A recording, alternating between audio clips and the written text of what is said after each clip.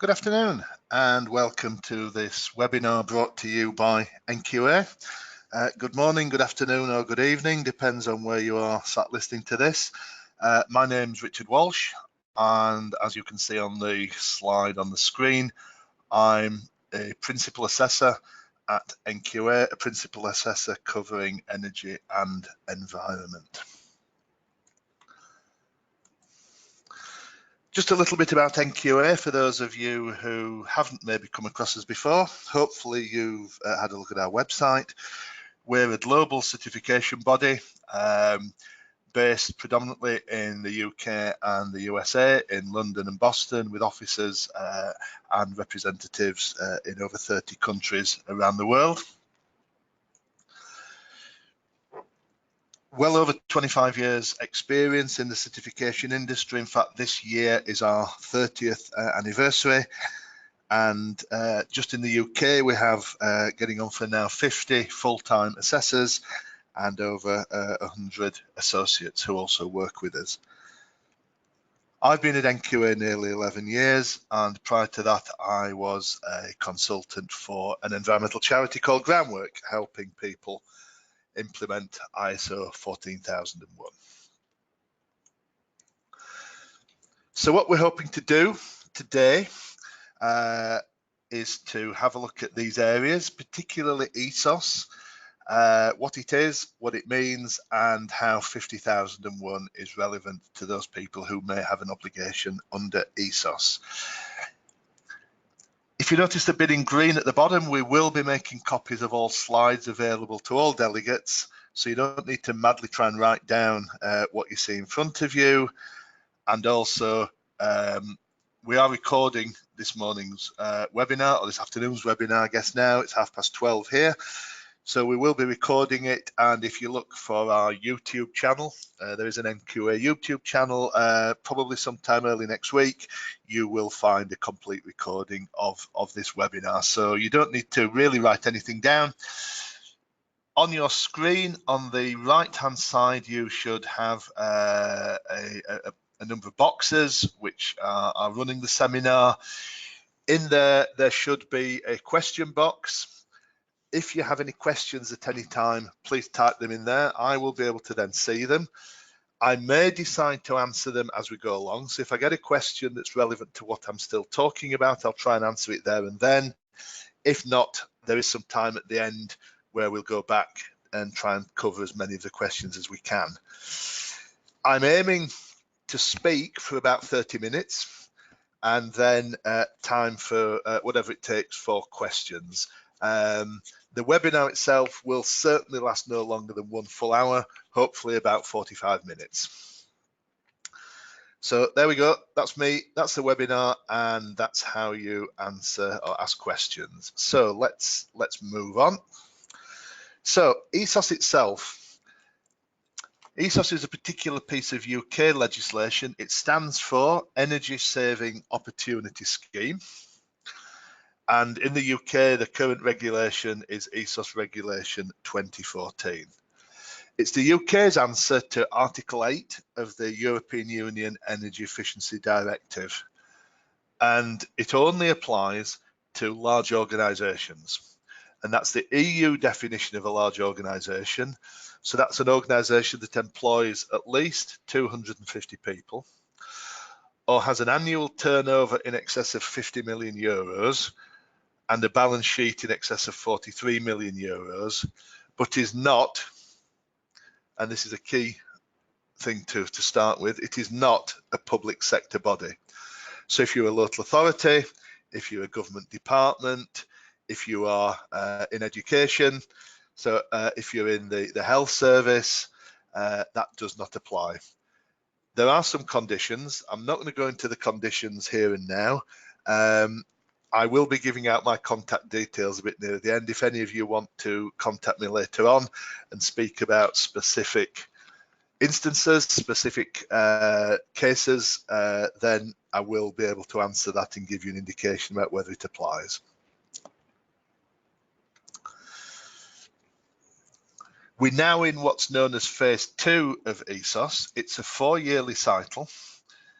The first phase started out in 2011 and had a 4-year compliance phase between 2011 and December 2015, and the compliance date that was set as the 5th of December 2015, it actually was extended a month or so into January 2016, just to allow people to get their submissions in. So the phase that's relevant to us now is phase 2, and at the moment the compliance date is set as the 6th of December, so the 5th of December 2019. And basically what that means is all of the requirements of ESOS have to be in and with the relevant principal body by the 5th of December 2019. One of the questions I sometimes get asked is our numbers of staff or our turnover varies slightly. Some years we might be within that definition, other years we might be outside that definition. When does it actually have to apply? So the compliance date that you see, which actually, the qualification date rather, not the compliance, the qualification date in the first column is the 31st of December 2018. So on New Year's Eve this year, before you start your celebrations, you need to take note of your turnover for the anticipated turnover for the year that you're in, and your number of staff on the 31st of December, and that is when you will qualify, and it's the figures for that particular date. Now, a couple of questions that have come in, which I'll try and answer quickly because I think they are relevant to the compliance and whether there is an obligation or not. The first question: if we have excluded specific sites from the ISO audits because the site is insignificant, does it comply? ESOS, you only have to count if you are doing an ESOS audit, and I'm slightly moving ahead here, but with ESOS you only have to take into account 90% of your total energy usage. So if those sites added together come to less than 10% of your total energy usage, you don't have to count them.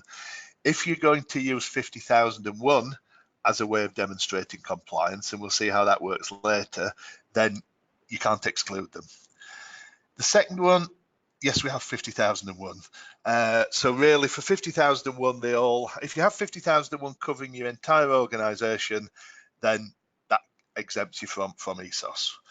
Our second question: our organisation lease all buildings, utilities are included in monthly rent. We have 250 employees with a turnover. Do we have an obligation to ESOS? Yes, you do. Yes, you do.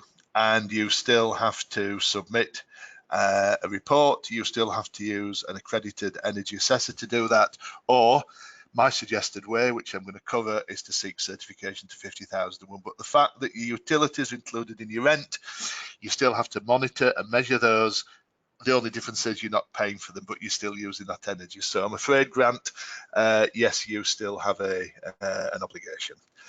Moving on then. So those are the two questions I've got to date so far.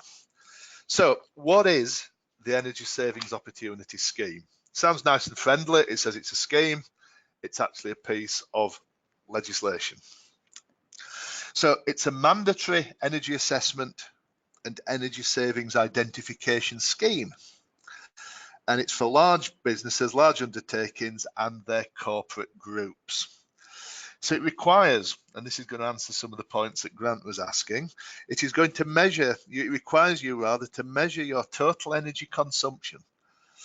So that's everything you use as a business, whether that's electricity, whether that's gas, whether that's the fuel that your vehicles use, be that petrol or diesel, whether you are using, if you're allowing staff to use their own vehicles and claim the mileage, that's called your grey fleet. You have to capture the fuel use that they've used. So it's all the fuel use. So gas that's used for your forklift trucks, if you're using bottled gas. Equally well, if you are generating your own electricity on site through maybe some renewables, solar PV, wind turbines, maybe a combined heat and power plant, that is still all energy usage. So you have to measure your total energy consumption. You have to conduct audits to identify cost-effective energy efficiency recommendations. And then you have to report that compliance to the Environment Agency if you're in England. And again, we'll see if you're in Scotland, Wales, Northern Ireland, it's your relevant environment body. If you're listening to this from abroad, it only applies if you are based within the European Union. Outside of the EU, it doesn't apply. Other European countries do have very, very similar schemes. I was in Sweden a few months ago. They have a similar scheme. The Republic of Ireland have a similar scheme. They're called different things, but they are all relate back to Article 8 of the European Union Energy Efficiency Directive. So what are the benefits?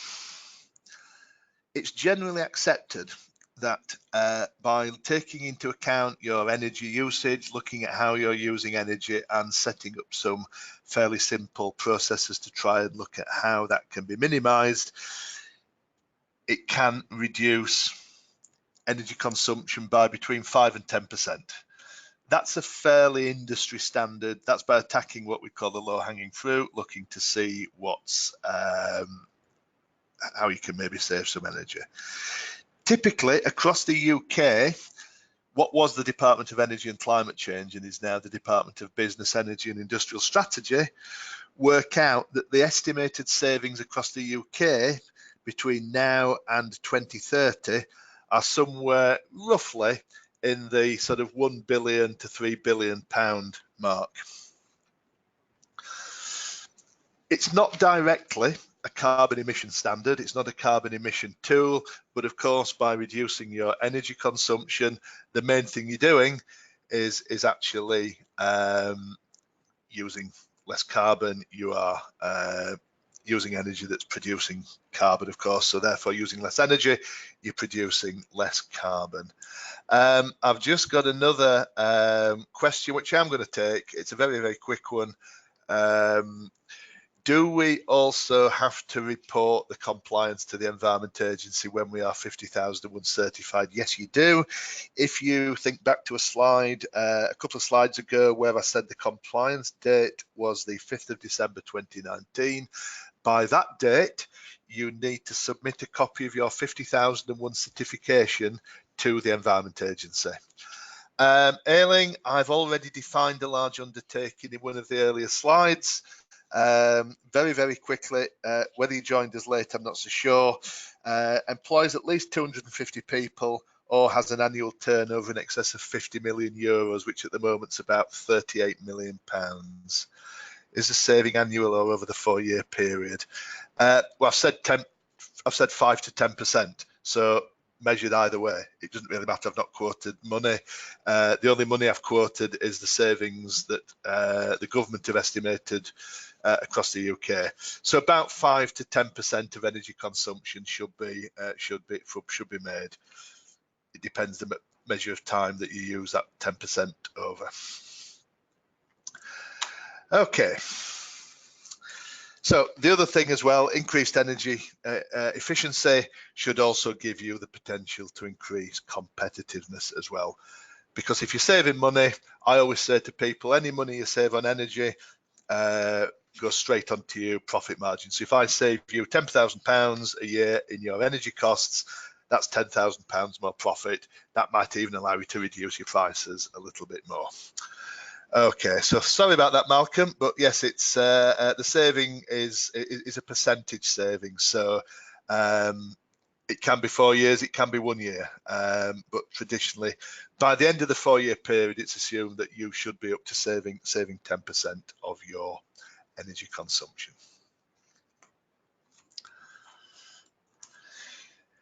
Right. Another quick question. You said that if energy supply is included in a lease agreement that it still counts. Is this still the case if the energy is not measured? You're going to have to measure it, because if you are a large organisation, the building you are in will have a metered supply. And it's been decided that if you are using energy, you have to report on that energy usage. Whether you're paying for it directly or not, it is your direct energy usage, so you have to report it, I'm afraid, Terry. So you may need to speak to your landlord, but that's the trick that the ESOS assessors do when they carry this out. The energy assessors, they will help you with all of that. They will help you get that information. So what if I don't comply? It's one of the things that people quite often ask. What's the penalties for not doing it? Can be quite severe. So failure to comply with ESOS will ultimately mean incurring a financial penalty. So failure to comply on time. Now, having said that there is a deadline, the last deadline did get extended by about a month, just over 6 weeks, something like that. However, I wouldn't advise that. So the standard answer, the current status is failure to comply by that date in December, the 6th of December 2019, and that's either to send a completed energy report carried out by an accredited energy assessor, or a copy of your 50,001 certificate, and that only applies for 50,001 if you are using a UCAS accredited certification body. There are unaccredited certification bodies out there. They do not count. Whatever they may tell you, they do not count. So if you don't send that in, there is an immediate £5,000 fine plus £500 per working day, up to a maximum of 80 days. So the theoretical maximum is £50,000. Failure to maintain adequate records is a £5,000 fixed penalty. If you get an enforcement notice, so sometimes they may give you an enforcement notice and then start to fine you, that again is £5,000 plus £500 per working day. And if you falsify, so in other words, if you just knock a report together and claim that you've had it done properly and just submit it in the hope that it's just a box ticking exercise, you will also be fined up to £50,000. And in all cases, companies who fail to comply will have their details made publicly available, and that happened last time. Compliance, oh crikey, I might come back to that question. That's a long question. Compliance is just by having the audit completed or carrying out the recommendations right. Compliance, rather sadly, from my perspective, compliance is just sending in the report. The big weakness, in my view, on the ESOS process is that you just send the report in. You do not have to do anything with the recommendations. That's why I say that if you're serious about doing this and serious about wanting to improve your energy performance, don't treat it as a box ticking exercise. Look at complying through implementation of 50,001, and we're going to look at that shortly, because that itself will actually make sure that you do carry out those recommendations. Right, I think I'm going to come back to Derek's question because it's a heck of a long question. Right, moving on. So how do I comply? There's a number of ways. The main way is to have carried out an ESOS energy audit. It may be that some of the questions you're thinking of asking are going to be covered already. So if I have answered your question, and I'd then appreciate just a quick note to say thanks, I think that's answered my question, because I don't want to try and spend time at the end answering questions that actually you've already had answered by the slides, because some of the questions coming in, I know I'm going to answer as we go through. So an ESOS energy audit has to cover all energy uses, buildings, industrial processes, and transport. It can draw on existing data from existing energy efficiency compliance activities. So you may have to do climate change levy documentation, you may have to do EU ETS, all sorts of different things, climate change reporting. All of that does give you information that can be used. So organisations can use existing energy auditing measurement activities, such as compliance to things like the Carbon Trust standard. So there will be some relevant information in there. However, these have to be carried out in a way which meets the minimum requirements for the ESOS audits. Now, if you're using alternative sources of information, that needs to be pulled together into a report, and you still then have to have, even if it's for a short period of time, the involvement of an accredited ESOS, registered ESOS assessor. There is a way of using display energy certificates. For those of you that have not seen a display energy certificate, they're only mandatorily required, and I think this is I always think this is a strange way of complying, because a display energy certificate is required if you're a public body. Now, public bodies don't have to have an ESOS compliance because they're exempt. So therefore, most people with a display energy certificate don't have a requirement for ESOS. You can voluntarily have them. These are a little bit like the energy performance certificates you have to have as well. An energy performance certificate in EPC looks at the theoretical performance of the building. It looks at how your heating and lighting function. A display energy certificate, which might look the same on the face of it, then takes into account all the activities that take place in the building, which is why you can use a display energy certificate, but not an EPC. But it is a way of complying. It's restricted to building energy use, including things like heating, the building fabric, lifts, power sources, things like that. They don't, an EPC, necessarily cover everything. They may require further assessment. So I don't know of anybody, if I'm honest, who's actually used this method of complying, because as the final bullet point says, they're only in place in public buildings, and the public buildings are exempt from ESOS. So why that's in there as a way forward, I'm not so sure. It is, so that's why I've had to actually mention it. Just one question. I'm unsure if a company has to demonstrate savings to maintain 50,001. I'm going to come on to that because there's been a huge amount of discussion around that, Chris, so I will come back to that. We do climate change reporting as well. Yes, you do. Decks might be in place for private gyms, that's true. So whether private gyms, if you're a member of a very large private gym, there are a number of very well-known private gyms that will comply within the, that will fall under ESOS. Yes, they may have some decks. So that's correct. But again, it's a voluntary. They've got the decks voluntarily. So that's another way of doing it. And then another way is to use Green Deal assessments. So non-domestic Green Deal assessments are a bespoke assessment that takes account of the occupant's specific energy use. Energy performance certificates and DEX, display energy certificates, can be imported to inform these as well. And again, non-domestic Green Deal assessments are restricted to building energy use. So they wouldn't include things like vehicle use, company cars, company vans, that sort of thing. And also a non-domestic Green Deal assessment wouldn't cover energy used in your industrial processes themselves. So those, the final two, the display energy certificates and Green Deal assessments, if I'm honest, I've never come across anybody who has used those. Everybody I've come across has either used a bespoke ESOS assessment or has used ISO 50001 certification. They're the two main ways of complying with the ESOS requirements.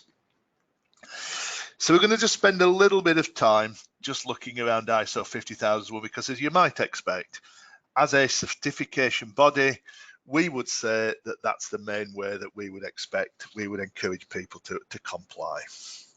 So 50001 is I always say it's the energy version of ISO 14001, and it provides a framework for organisations to develop a policy for more efficient use of their energy, fix targets and objectives to meet the policy, use that data to better understand and make decisions about their energy use, measure the results, review how well the policy works, and, for the person who asked me the question, continually improve their energy performance.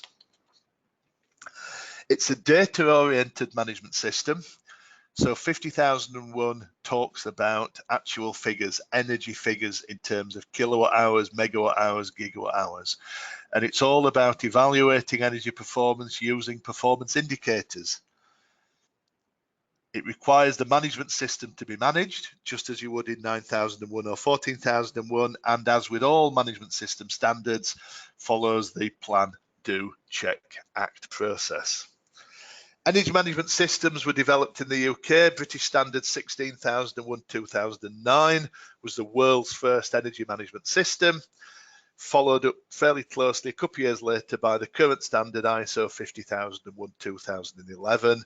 I have a slide right at the end which will tell us all about the ISO 50001-2018, should it be published in 2018, and there is a little bit of possible doubt about that at the moment, but the official answer still is it will be out in 2018. So we'll talk about the transition to that towards the end. That's what it looks like. If you've got ISO 14001, if you've got ISO 9001, you'll see that already. That's just basically showing you how the standard is set out. So ISO 50001 certification. If you've got ISO 14001 already, you're 2/3 of the way there. The basic framework is already in place. Remember, all of these standards follow the same structure. 50,001 at the moment doesn't follow the same structure as the new 14,001, but come December it will.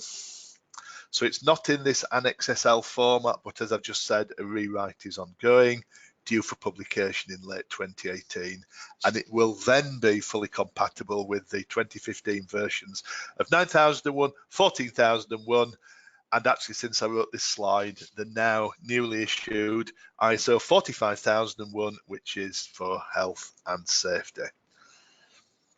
One of the questions that does get asked sometimes, I've got 14,001, can't that cover it? Because obviously if you've got 14,001, then we also look at energy. So, can't 14,001 cover it? Not really.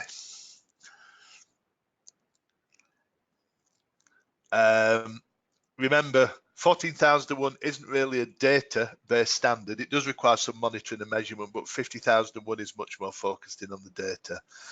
So really, 50,001 is there to help you manage the related costs more effectively, as opposed to maybe managing the environmental outputs or the environmental impacts of the energy that you're using. So the 50,001 specifically written and particularly beneficial for organisations with a certificate with significant energy expenditure. ISO 14001 compliance actually doesn't help you comply. It will help you work towards the ESOS assessment, help you ensure continual improvement, but 14,001 is not a quick fix to comply. You cannot use that as a compliance tool. So, one of the questions that crops up more and more, and I think this perhaps comes back to a question that was asked a little bit earlier by Chris, I think, about if you have to demonstrate savings to maintain 50,001. There's been a lot of disquiet, if you like, about continual improvement and 50,001 requirements.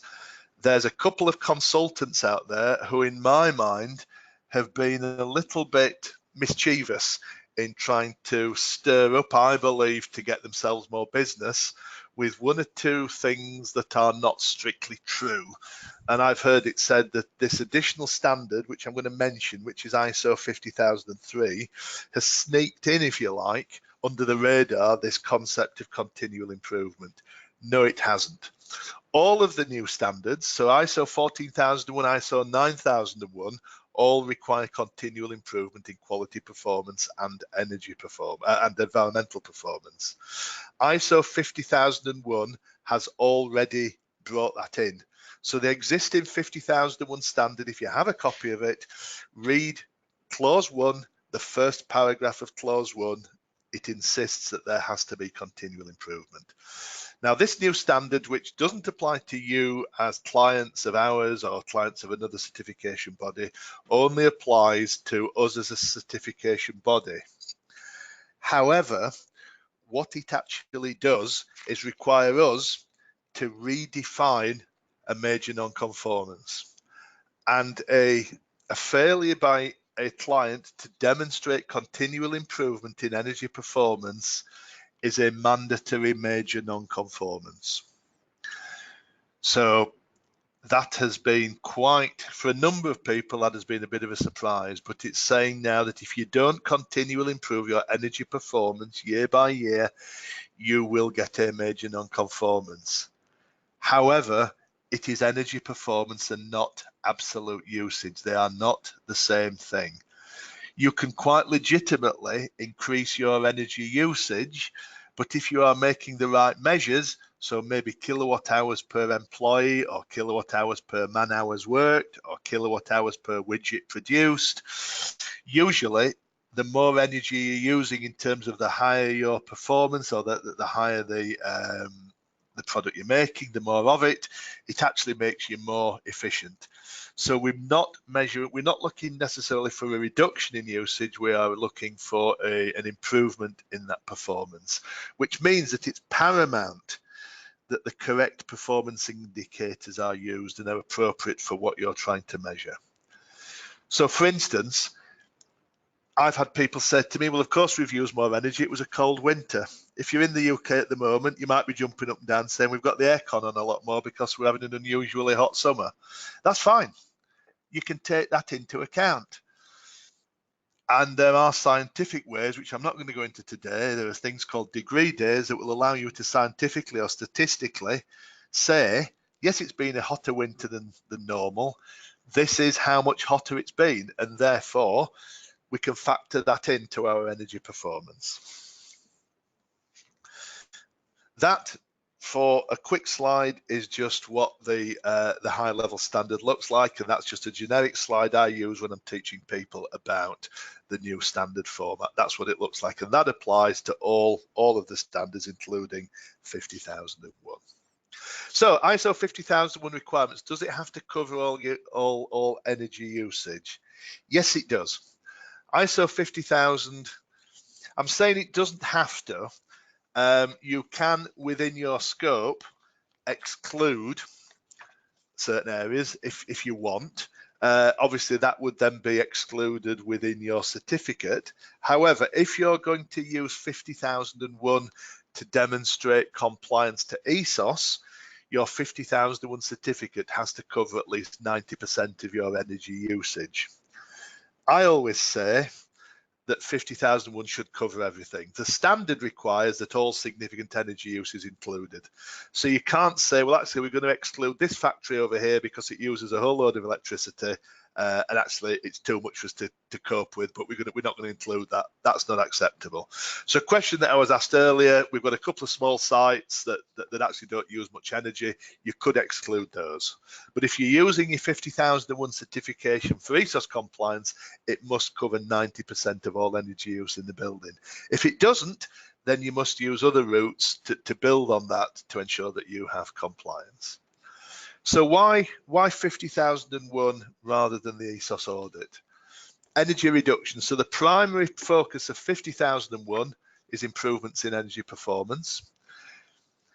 It insists and it helps you move beyond what we call the low-hanging fruit. So the low-hanging fruit are the things you can easily do. Things like, getting everybody to turn the lights off, putting movement sensors in rooms, getting people to switch machinery off when it's not being used, etc., etc. It also helps you with carbon reductions. 50001, it's not its primary function, but of course there is some correlation. Cost reductions, reduction in energy costs comes straight off the bottom line. That's what I've said before. If I save you £10,000 on your energy usage, then that's £10,000 more or less straight profit. And the evidence tends to show that in the first year alone, and I'm sure somebody's going to ask me where these figures have come from. I've no figures at hand to demonstrate that, but clients I've worked with will say that if they're starting from scratch, in the first year, their cost savings outweigh the cost of the implementation, or the external cost of implementation, should I say. So that's the costs of coming to us as a certification body and the cost of the certification process. And again, employee engagement. An ESOS audit, basically an assessor comes in, wanders around with a clipboard, takes some measurements, takes some readings, writes a report and sends it off. There's very little employee engagement. 50,001, like most of the other standards, does require formal employee engagement. It gives shape and structure to it. It coordinates all the activities, makes sure that you've captured all improvements and initiatives, that there aren't things going on that are getting missed, and the standard will identify specific energy training and competency requirements.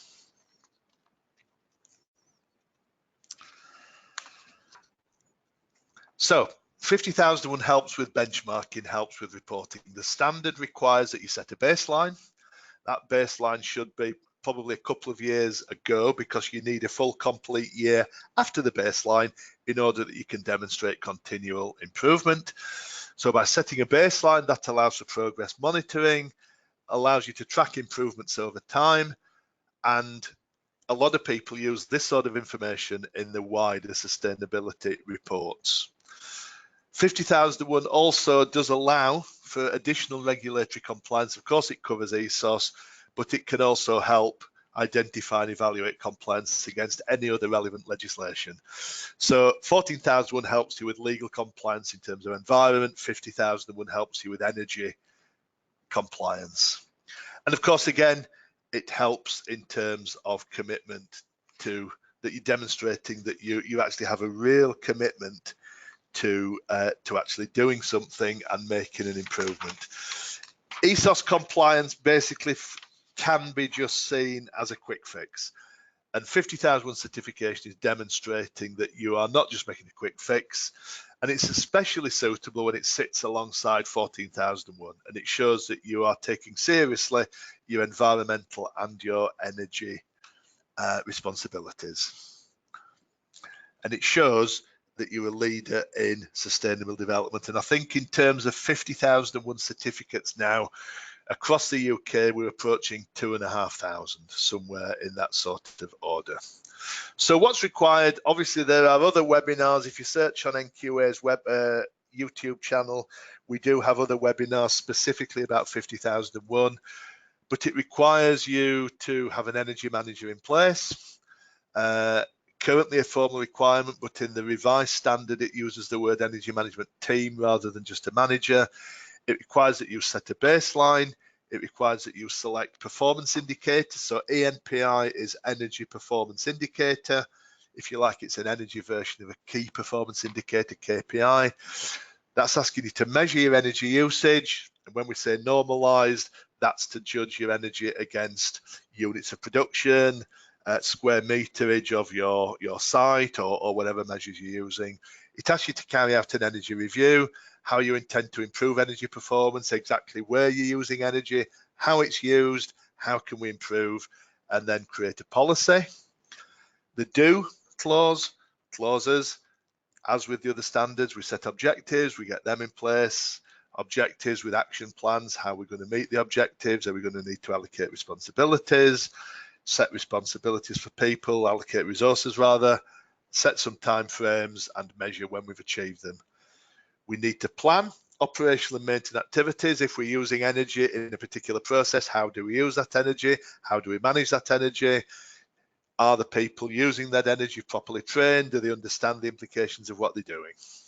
Do people understand their roles and responsibilities? Checking the things that we're doing under the do phase, we regularly check. Are we doing what we're doing? Does the system remain effective? Is it relevant to our business? We carry out regular internal audits. Is it delivering what it should be doing? Are our core and significant processes monitored and measured? How are we checking them against previous results? Are we ensuring continual improvement and that that's reported to top management? And then finally, ACT. More or less the same as all the other management systems. We have to have a management review process to review the policy, review our performance.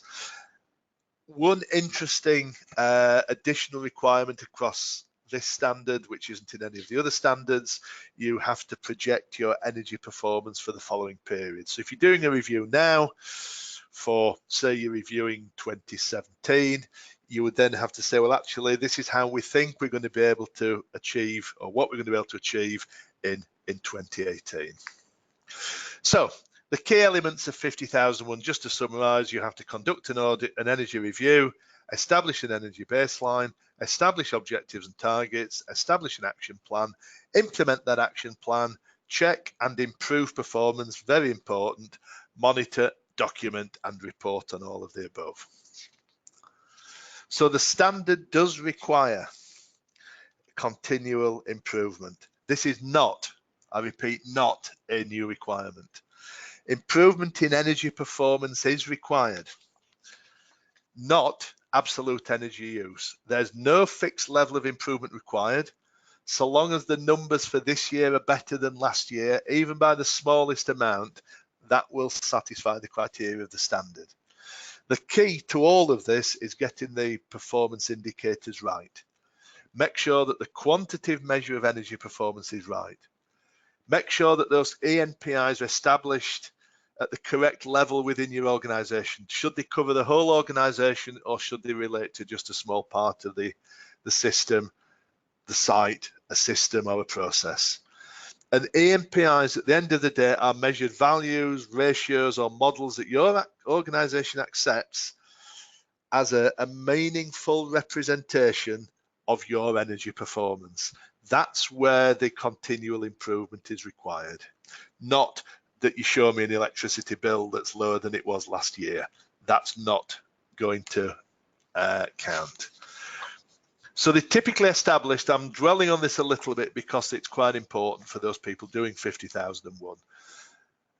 Performance indicators are typically established in one of three forms. So you can have a single metric, such as consumption.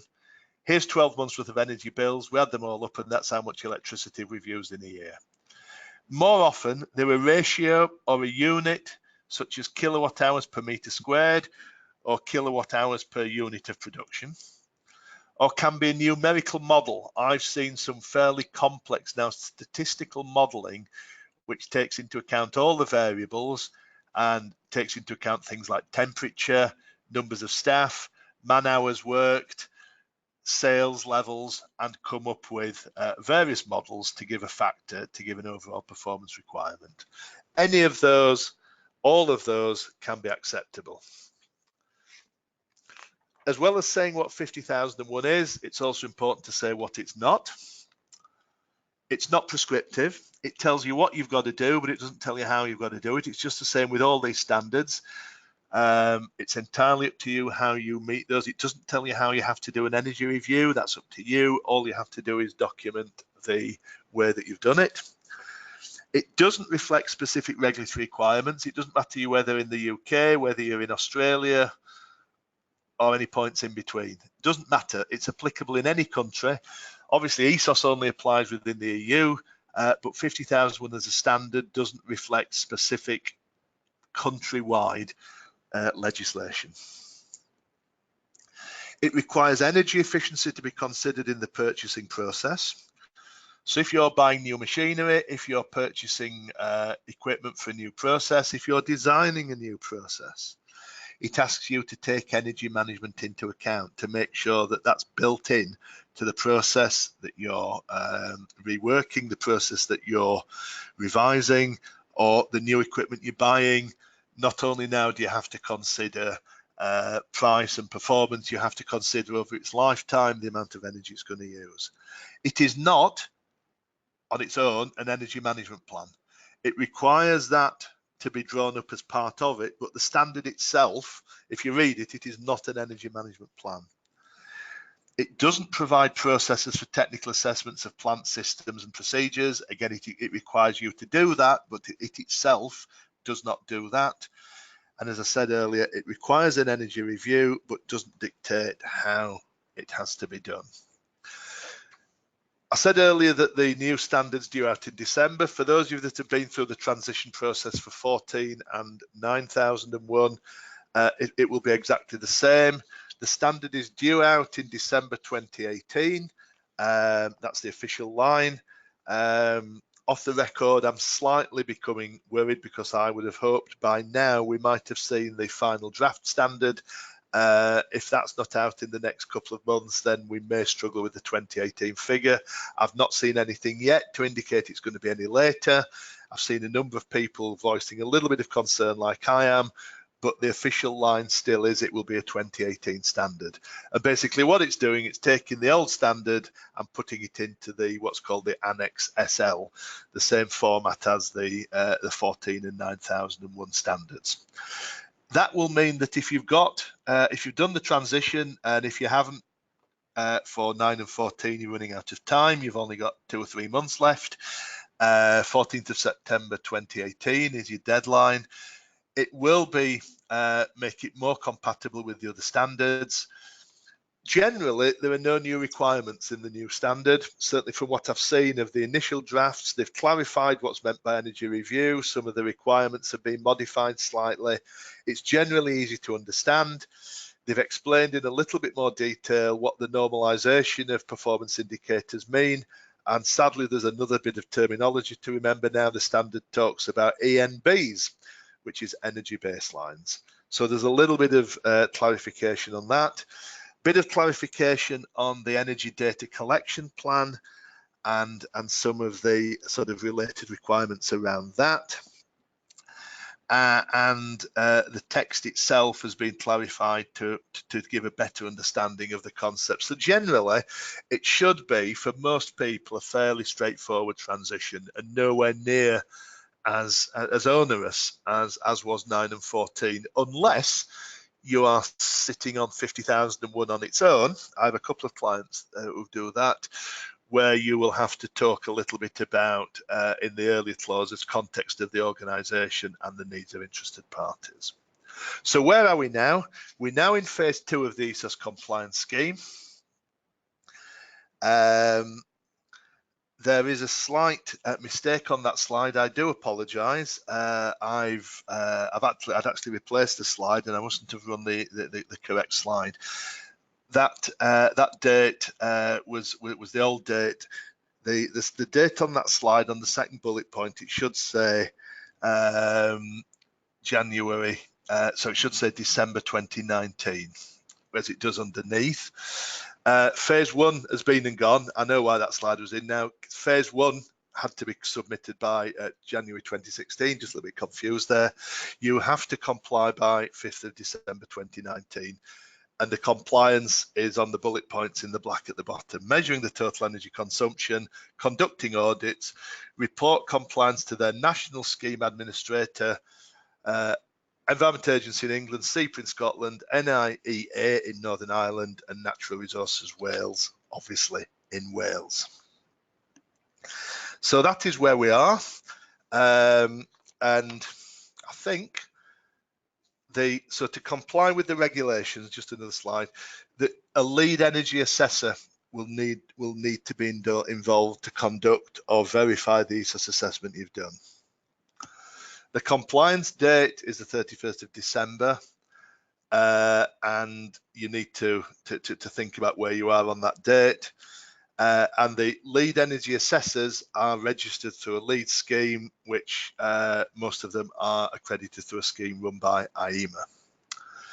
If you're going to decide to move forward with implementing 50,001, and it's not too late to start, if that's going to be your route, you have until the 5th of December 2019. So you've about 17 months in which to, if you're starting from scratch, to implement 50,001.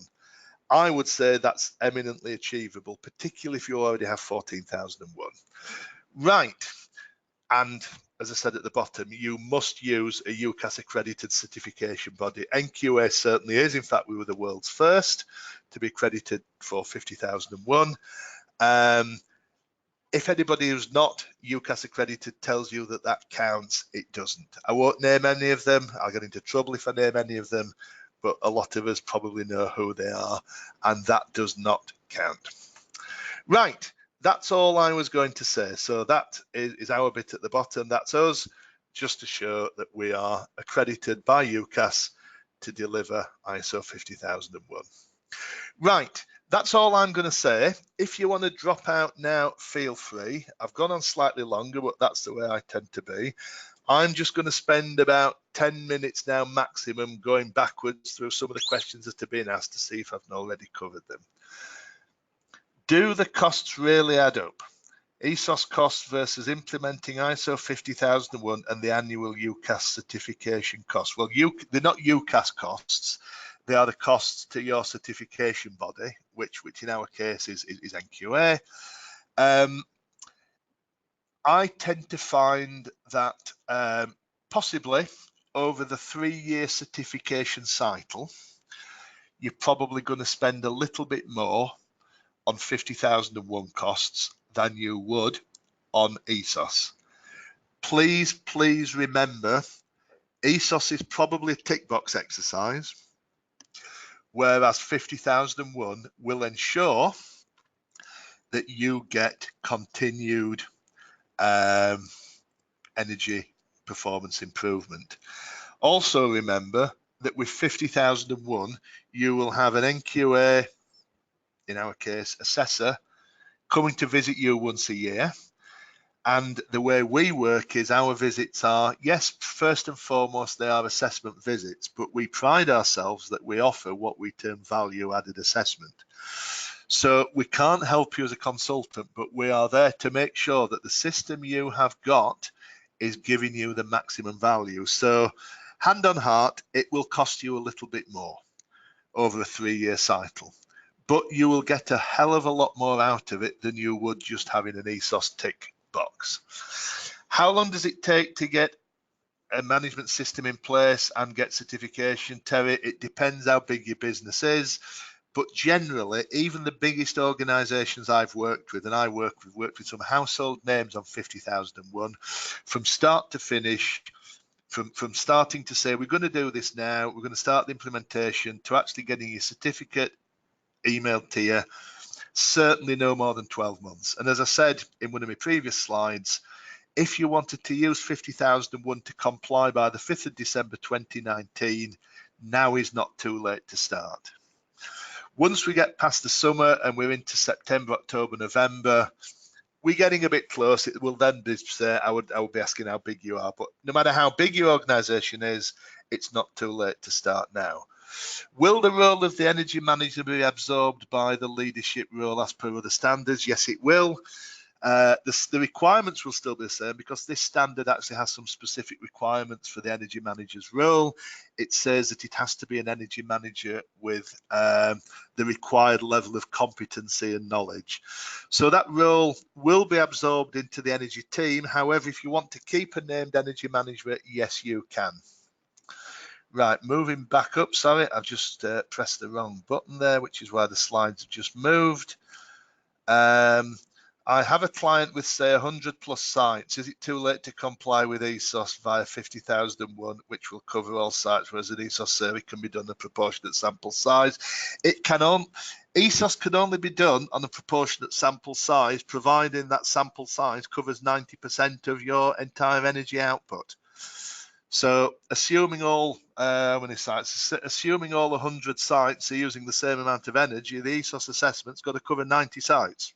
So good luck with that one. That's why I'd still like to think that 50001 is the better way of doing it, because 50001 still will cover all sites, but the sampling process for 50001 is the square root of the number of sites. So we would sample 10 sites out of that. What else have we got that I can possibly... Why is 14,064 CMARs not included in showing compliance to ESOS? I'm not sure. I wasn't aware it was. If it is, you're telling me something new there, Keith. Maybe that is an inclusion. Certainly the things I'd read, it isn't. If you're telling me it is, I shall review my presentation and then say change that. Off the top of my head, I wasn't so sure. Certainly when I've looked at the government ESOS guidelines, I'd not seen that mentioned, so that's why I've not included it. If it is a way forward, then the government needs to update their documentation as well, because certainly the ESOS guide that I've seen, which hasn't been updated yet, doesn't include that as a way forward. Is there not a difference in that 50,001 requires continual improvement in energy performance, whilst 9,001 and 14,000 only require continual improvement of the management system? No. Maybe 9,001 and 14,001 2015 both have an expected outcome. Read clause 1, which is the scope of both of those standards, and they both say that the expected outcome is that the standard, that the system will achieve continual improvement. The difference being, if you don't demonstrate continual improvement in 14 and 9, it is not a major non-conformance. In 50,001 it is. That's the difference, Terry. It's the difference in the certification and the evidence required, not the standard itself. The standards require it, but it's not a major non-conformance if you don't achieve it, whereas it is for 50,001. During your audits, how do you measure energy awareness? We make all our staff energy aware, but with an office environment and a small workshop, you can only go so far. Correct. We speak to people. I walk around the site. I walk around with my eyes open. I look to see if lights have been switched off. If I walk into a kitchen and the lights have not been switched off, that to me is also an indication of energy awareness. Generally, energy awareness is measured by talking to people and looking at their behaviour. Anything else? I think I've more or less covered everything now. Yeah, I think that's everything. So unless there's any other questions, hang on, let me have a look. I've a couple more come in. I've heard that we can have either turnover or manpower numbers over consecutive reporting periods. What would the reporting periods be? Annually, etc. It's entirely up to you. You can set your own reporting periods. Generally, reporting period is 12 months. But in terms of compliance with ESOS, as far as I'm aware, it is the number of employees you have employed on the 31st of December 2018.